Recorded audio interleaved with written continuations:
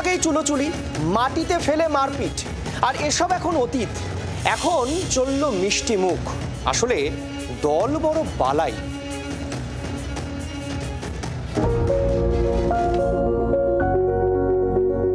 প্রকাশ্য রাস্তায় কাউন্সিলরের সঙ্গে মারধরের ঘটনায় এবার মধুরেণু সমাবয়েত।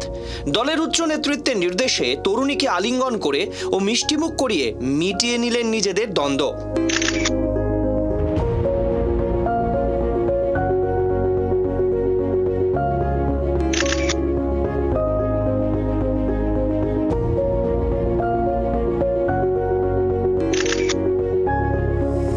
পানিহাটিতে এক তরুণীর সঙ্গে মারপিটে জড়ান ২৬ নম্বর ওয়ার্ডের কাউন্সিলর শ্রাবন্তী রায়।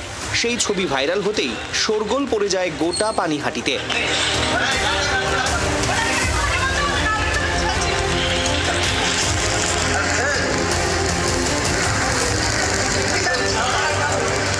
এবার কাউন্সিলর নিজের হাতে মিষ্টি খাওয়ালেন তরুণীকে। দলের চাপে সমঝোতার বার্তা। সম্পর্ক জুড়ল কি মিষ্টি মুখে? ব্যুরো রিপোর্ট, জি24 ঘন্টা।